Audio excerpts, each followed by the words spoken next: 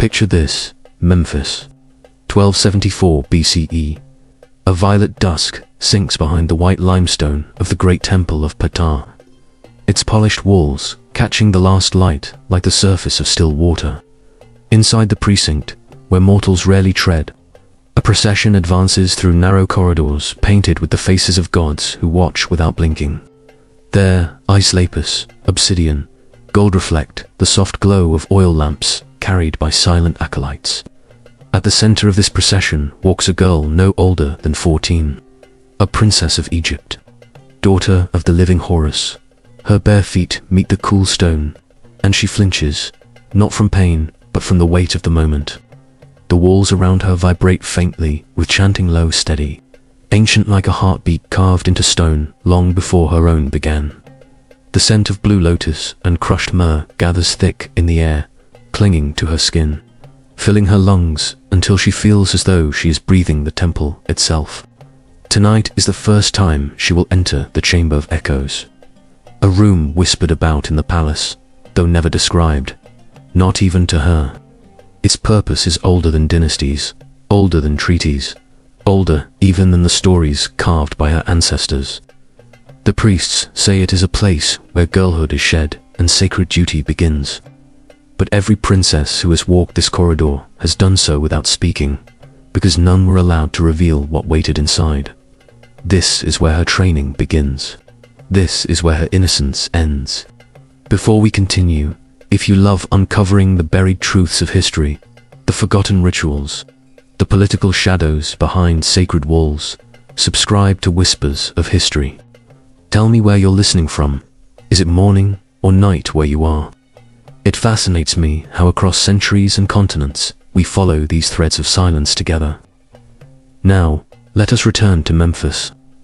The princess walks toward a bronze door engraved with a single image: Isis nursing the infant Horus, the eternal mother, the eternal protector. It is a comforting image for the world outside. Inside the temple, it is a warning. The priests do not choose symbols lightly. Nothing in Egypt is accidental, not color, not placement, not silence. Two priests flank the doorway. Their linen robes fall without a single crease, and their shaven heads gleam in the torchlight. They do not speak, but they bow just enough to acknowledge her rank, not enough to suggest equality. One raises a clay bowl filled with water from the sacred lake, its surface sprinkled with powdered petals. The scent of lotus rises again, sweet and heavy.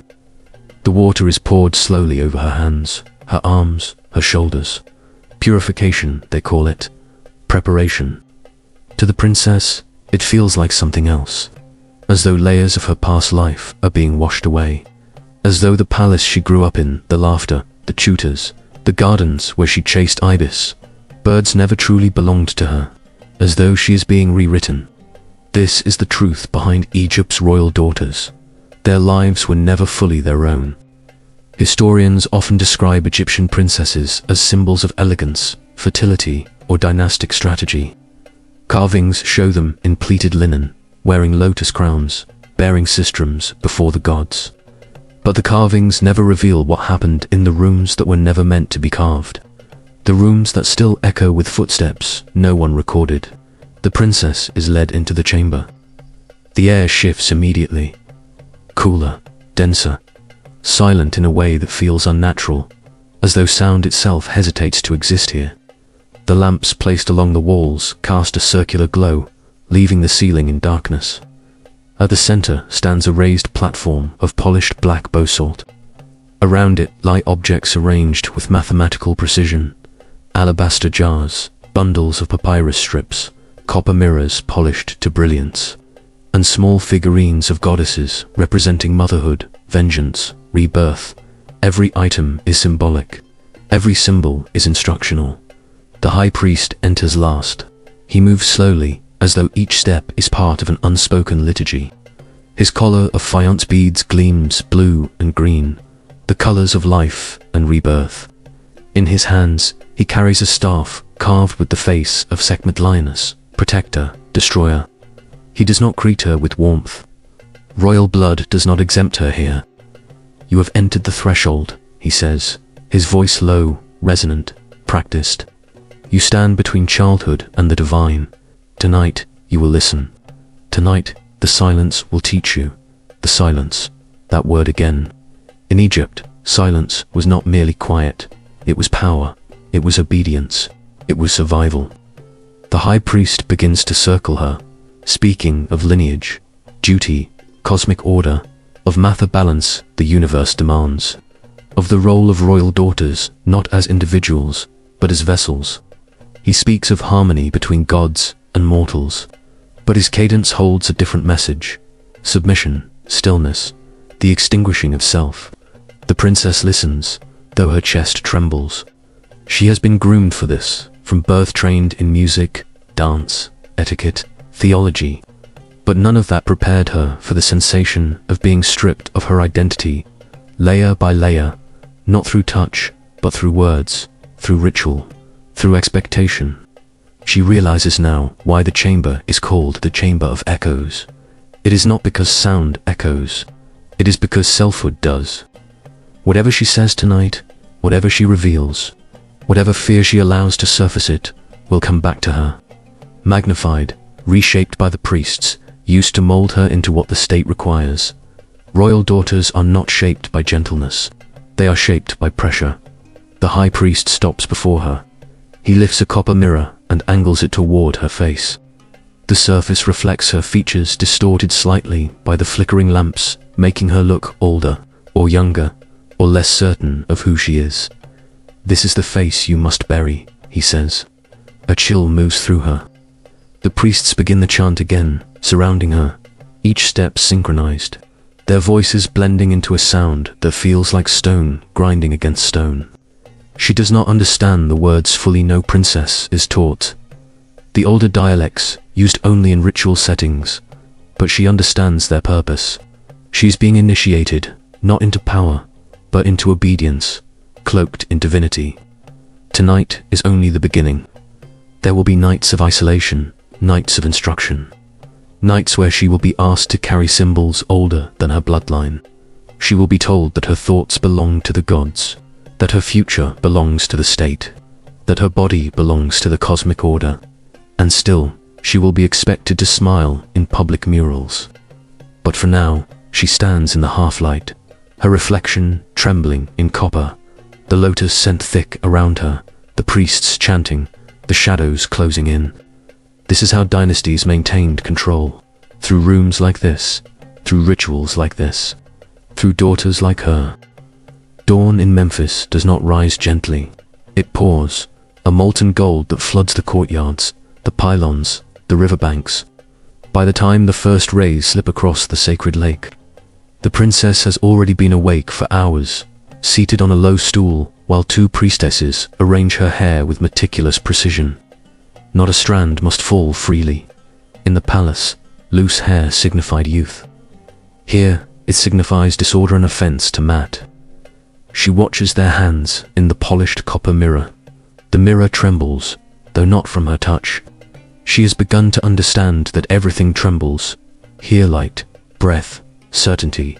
The temple strips softness away like linen unraveling, leaving only the bones of identity, exposed to the will of the priesthood. The high priest enters without announcement. He carries a scroll of reed fiber, its edges darkened by time. Hieratic symbols run down its length, tight controlled, unwavering. A written discipline, a mirror of what they intend to create within her. "Your lessons begin," he states. There is no question in his tone, no invitation, no space for choice. Royal daughters are taught diplomacy in the palace, but here negotiation is forbidden. He unrolls the scroll and gestures for her to stand. She obeys. Last night's ritual still clings to her like cooling wax. She moves carefully, aware that any hesitation will be observed, interpreted, noted. "Before you serve Egypt, you must learn the structure of the unseen," he says. "The priests guard the country's breath. The daughters of Pharaoh guard its soul." The distinction is not comforting. It is a warning. He begins with cosmology atom arising from the primordial waters. Shu lifting the sky from the earth, the balance between chaos and creation. She has heard these stories before, though never with such severe precision. In the palace, myths were told with warmth. Here, they are recited like mathematical proofs. Every deity, every symbol, every gesture is a mechanism, part of a machine far larger than her understanding. The princess listens, but her mind wanders to the palace gardens, the scent of sycamores, the soft splash of fountains. For a moment, she imagines running back, barefoot, sunlit, unobserved, but the thought dissolves, because here, even imagination feels monitored. A gong sounds, low, hollow. It vibrates through the chamber floor. Lesson 1 ends. Lesson 2 begins. She is led into another room, this one narrow, windowless, with walls painted in alternating stripes of red and white. Red for life, white for purity. Combined, they create the palette of sacrifice. On a stone table rests a collection of ritual tools, papyrus cords, an ivory rod, bundles of reeds, a small obsidian blade that glints like a trapped star. None are harmful, she tells herself. They are ceremonial, symbolic, but symbolism in Egypt carries weight. Symbolism shapes law. Symbolism shapes destiny. A priestess steps forward. Older, severe, marked by years of ritual seclusion. Her eyes are sharp, too sharp for comfort. "You will learn the language of objects," she says.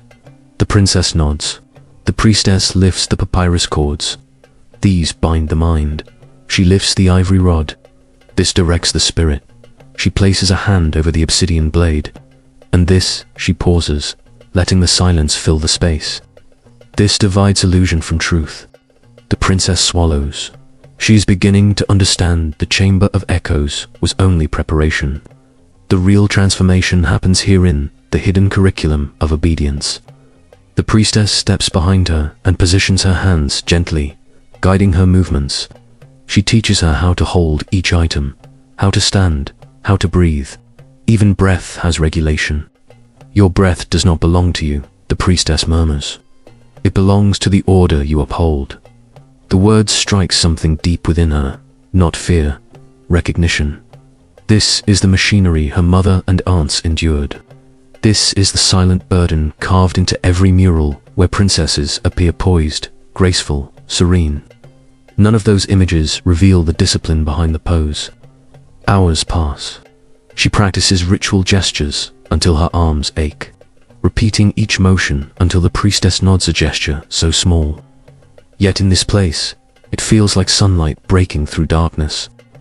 When the princess is finally permitted to rest, she is guided to a small alcove overlooking the sacred lake.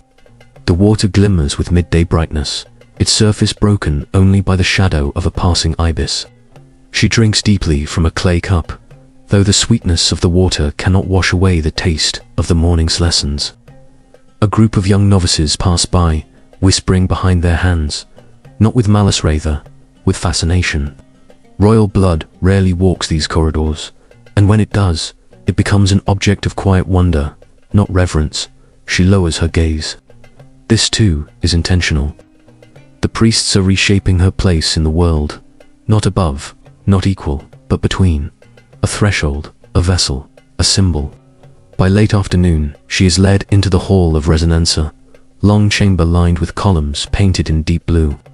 The ceiling is dotted with golden stars, a microcosm of nut sky body. Here, ritual sound is practiced. The high priest stands at the far end, beside a set of bronze sistrums, wooden clappers, and small gold bells suspended from a carved frame. "You will learn how sound shapes energy," he says. A princess who cannot command silence cannot command devotion. The lesson is not about music. It is about control. He shows her how to shake the sistrum in specific patterns: forward, back, pause, forward. Again, each movement aligned with theological cadence. She repeats it, her wrists stiff at first, then loosening as rhythm takes over. The sound is gentle, metallic, pure. Yet in this enclosed room, it feels weighty. Again, he instructs. She obeys. Again, her arms tire. Her breath shortens. She continues. The high priest watches without expression. When the lesson ends, he approaches, adjusting the angle of her chin with a single fingertip. Princesses must not show fatigue, he says softly. Not here, not before the gods, not before the court. Fatigue is human. Royal daughters are not permitted to be human. She bows her head.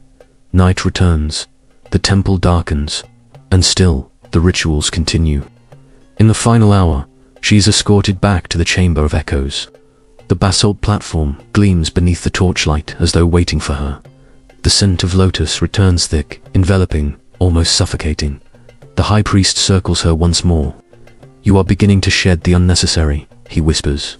Soon, you will see the world not as a child of privilege, but as a daughter of cosmic order. That is the path before you. His words are not comforting. They are a verdict. She stands perfectly still, partly because she must, partly because she now understands the truth.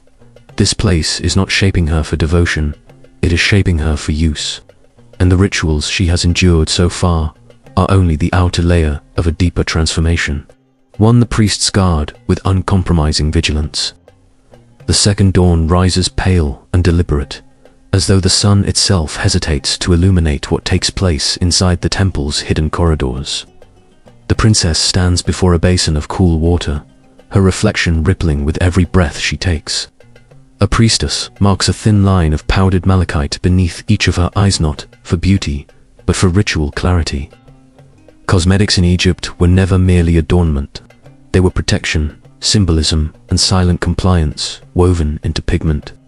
Today, the princess enters a part of the temple reserved for those the priesthood calls intermediaries.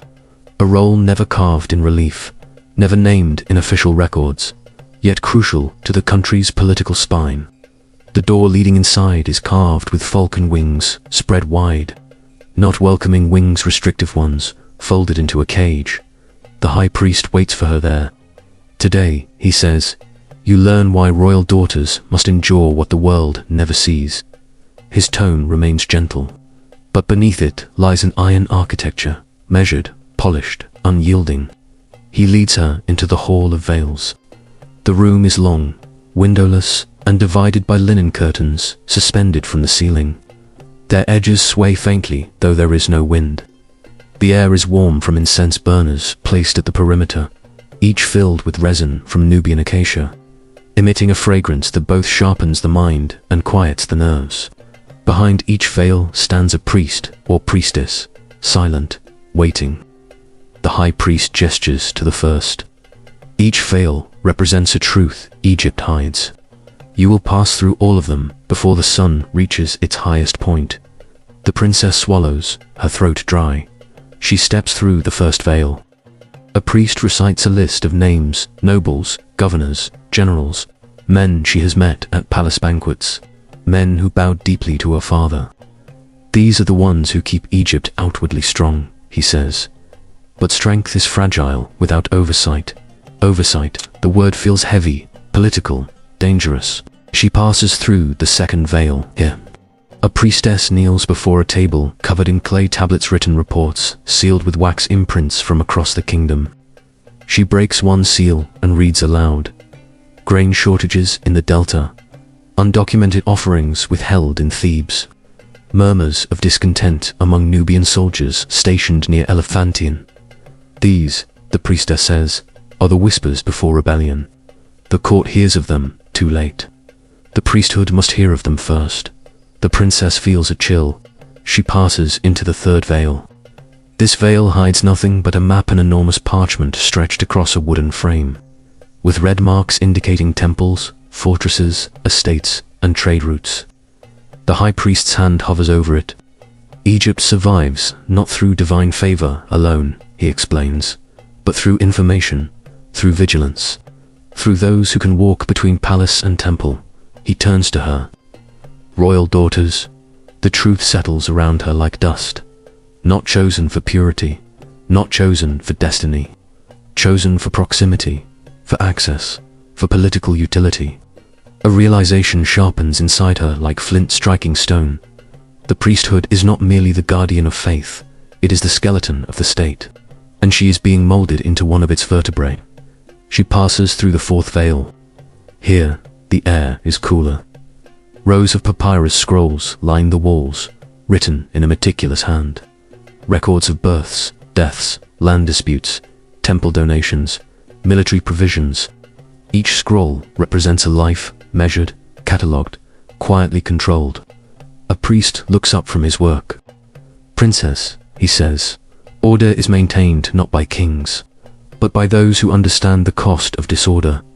His finger taps the scroll. The people fear Pharaoh, but Pharaoh fears chaos.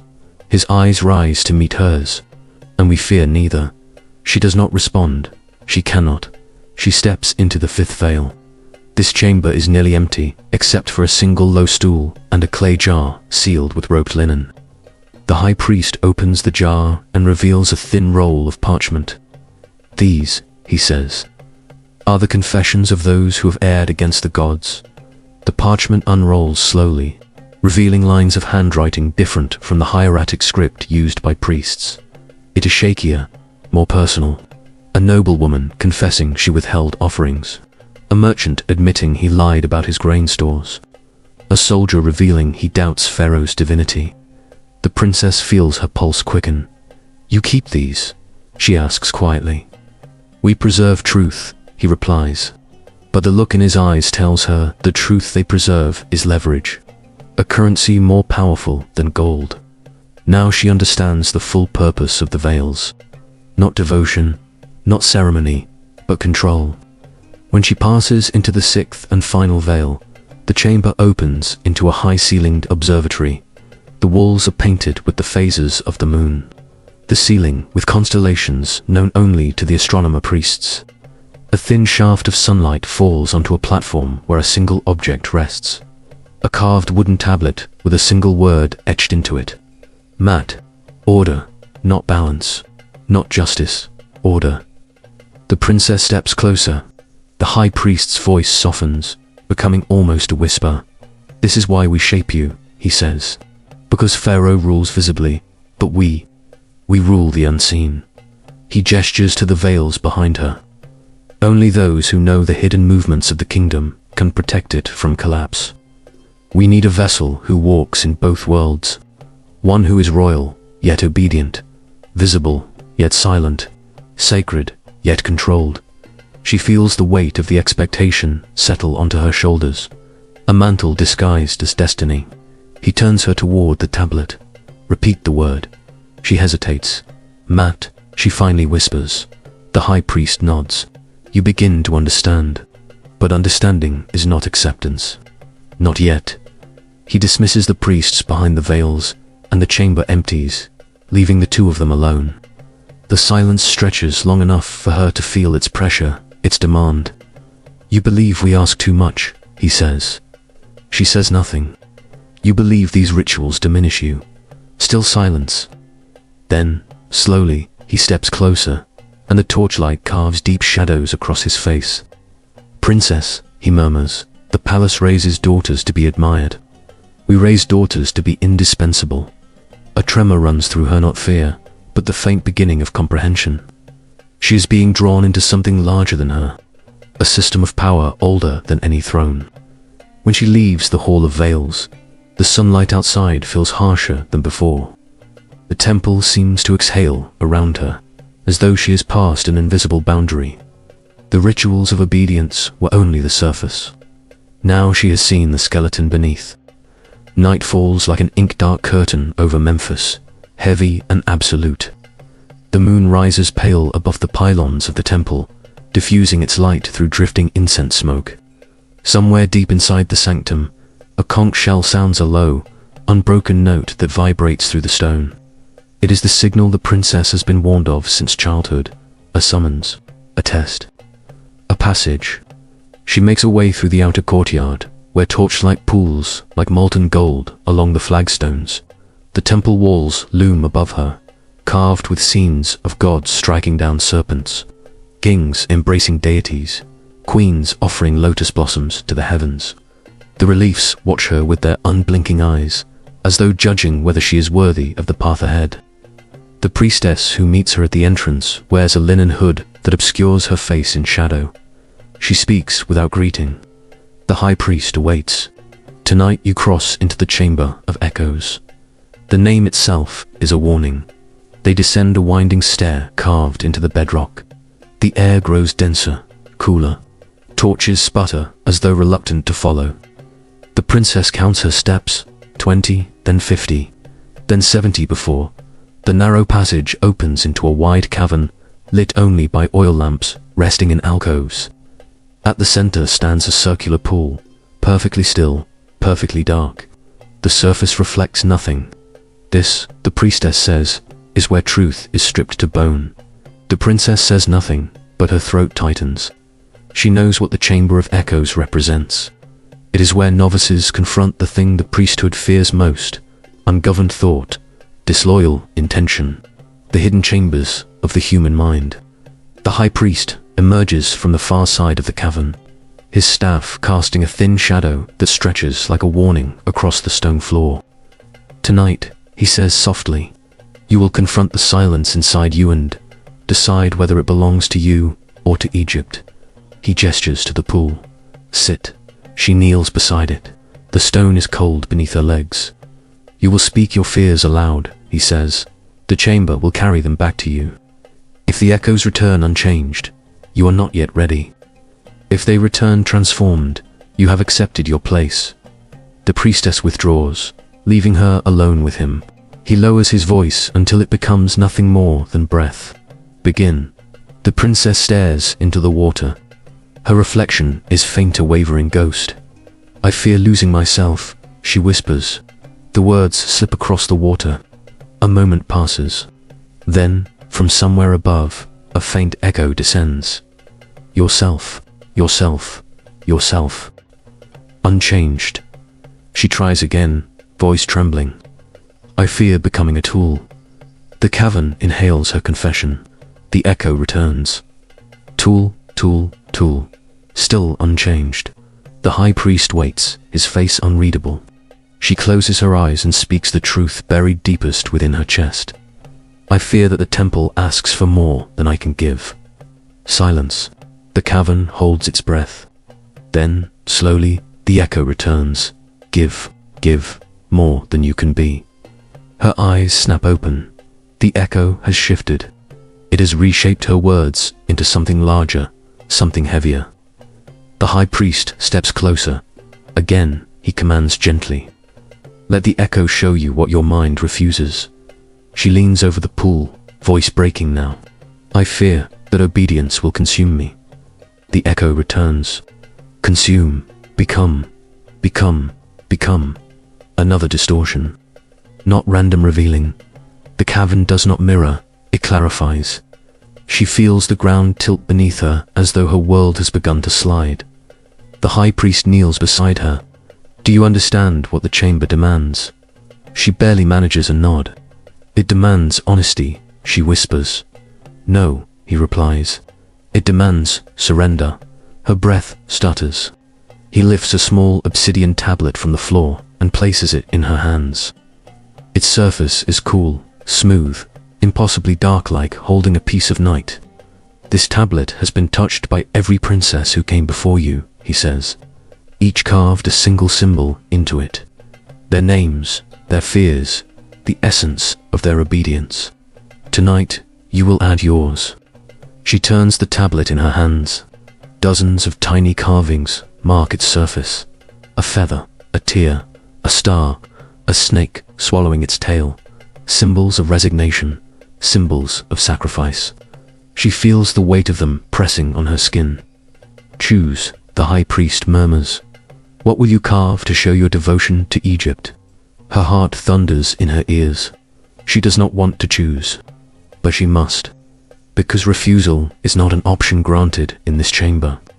She reaches for the obsidian stylus offered by the high priest. Its point glints in the lamplight. Her hand trembles as she brings it to the tablet.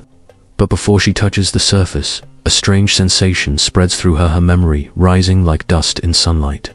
Her mother's voice, soft, steady, unbroken. Power, her mother once told her, is not in the hands that take, but in the ones that refuse to be reshaped. The stylus hovers.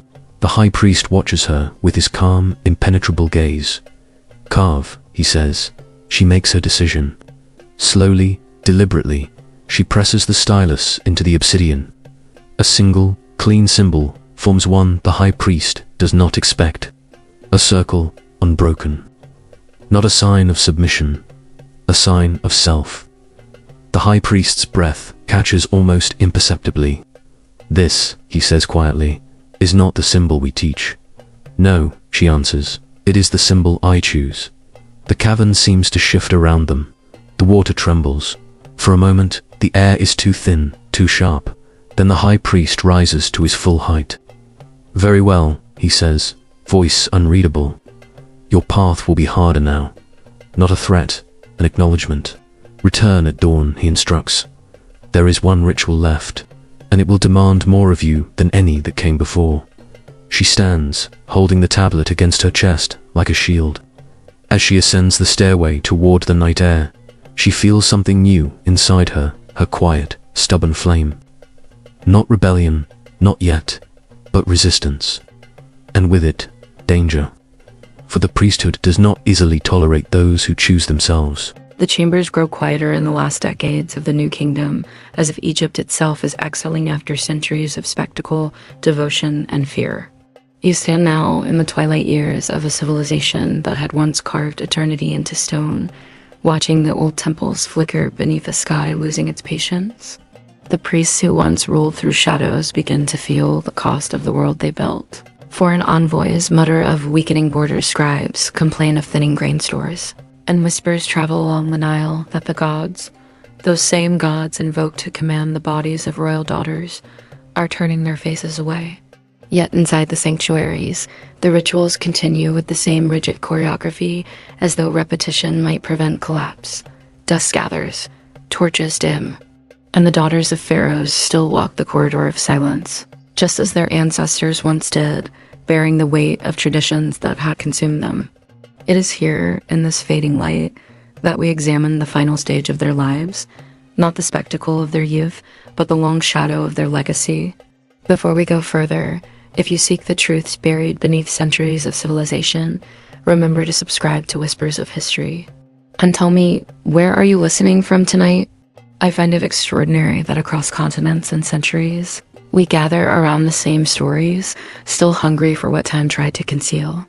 Now let us return to Egypt's dimming throne rooms and the women history reduced to footnotes, even as their suffering shaped an empire's spiritual identity. Many daughters of the late dynasties survived the rituals, but not the burden of them. Some emerged hollow-eyed, unable to carry the expectation of motherhood placed upon them. Others retreated into private apartments, devoting themselves to ink and papyrus rather than ceremony. A few escaped entirely, married off to foreign princes who saw them as trophies of alliance rather than remnants of a once divine lineage. But even abroad, they carried Egypt's secrets, etched not in memory, but in the body as quiet recoil. Historians studying medical papyri have noted the recurring treatments prescribed for women of noble birth, remedies for exhaustion, bleeding, trembling, and persistent nightmares. The texts do not name names, but their frequency speaks volumes. Meanwhile, the priests adopted. Empires collapse, but institutions survive by bending, not breaking. As Egypt faced famine and invasions, temple leaders softened the outer shell of the rituals, less spectacle, fewer attendants, while carefully preserving the core that bound royal women to the gods. They argued that purity of lineage was needed now more than ever. They insisted that divine daughters must be vessels of cosmic balance. They reminded every wavering pharaoh that stability depended on the old ways. And so the cycle continued, even as the kingdom frayed at the edges. Archaeological fragments from Medinet Habu, Luxor, and Karnak suggest that by the end, the rituals had become increasingly symbolic. A linen strip placed here instead of a copper blade, a recitation spoken instead of enacted. But symbolism is still a chain if it reinforces the same hierarchy. And for many princesses, the quiet version of the ritual was no less suffocating than the grand one. Silence can imprison just as firmly as spectacle. One daughter stands out in the fragmentary records, a princess of Dynasty 20, identified only as she who walked alone. Her tomb, discovered in the early 20th century, lacked the typical priestly inscriptions. Instead, it held a series of amulets associated with warding off intrusive spirits, protective charms normally reserved for commoners, not royalty. Scholars have debated what this meant. Some argue she feared the gods she had been bound to serve.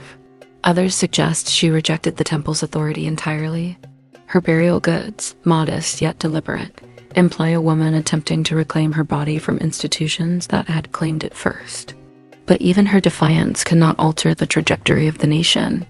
When foreign dynasties took power, Libyans, Nubians, Assyrians, the old priesthood tried to maintain control through its most timeless weapon, secrecy. They guarded scrolls, hid relics, and obscured the truth of the rituals behind poetic metaphors that scholars still struggle to decode. Yet conquerors have little patience for invisible power, and so the temples were plundered, libraries scattered, and the rituals, once reserved for the holiest daughters, reduced to fragments of myth. The Ptolemies, arriving centuries later, revived the imagery of the old rites but hollowed their purpose. For Greek queens, these ceremonies were political theater, not spiritual submission. Cleopatra VII herself participated in several reborn rites, though historians agree they bore little resemblance to the visceral ordeals endured by earlier princesses. What had once been a system of control had become a performance. But even the performance carried echoes of the original silence. As Rome claimed Egypt, the temples fell quiet altogether. The priesthood lost its grip. The rituals dissolved into dust. Yet legacies do not vanish simply because the stones collapse.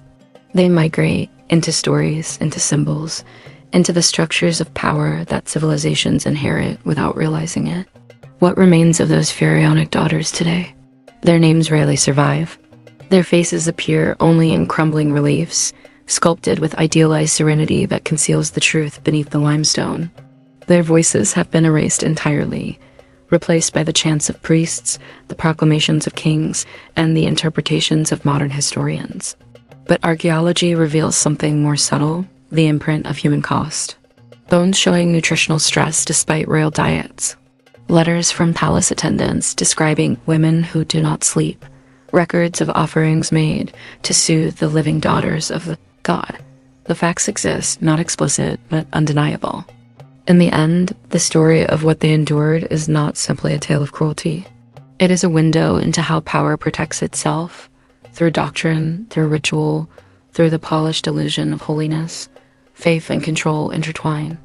Architecture becomes a boundary, silence becomes currency, and the women born closest to the sun, the pharaoh's own daughters, often lived in the deepest shadow. The temples stand now as ruins, open to the wind and the desert's patient reclaiming. The same corridors, once echoing with whispered chants, now hold only sand. Yet if you stand within those stones at dusk, when the heat fades and the sky turns the color of copper, you may sense something lingering, not spirits, but the memory of what was demanded of them, a faint imprint, a quiet shiver of truth. The story began in light, torches reflecting on polished floors, rituals wrapped in gold, and ends in the muted glow of a dying empire. The same light, but softer, older, wiser. What the priests forced upon the daughters of pharaohs shaped centuries of belief, power, and silence. And though their names have faded, their endurance remains woven into the very dust of Egypt. They were born to embody divinity. Instead, they revealed its cost. And so we close where we began, in the hush of a temple, watching the last flame flicker. History remembers pharaohs as gods, but it forgets the women's sacrifice to maintain that illusion. Their legacy is not carved in hieroglyphs. It rests in the quiet understanding that power has always demanded witnesses, offerings, and bodies to bear its weight. If this journey through Egypt's hidden darkness has moved you, another secret awaits on your screen. Click the next story to continue unraveling the past. And remember to subscribe to Whispers of History, because the past still whispers if you know how to listen.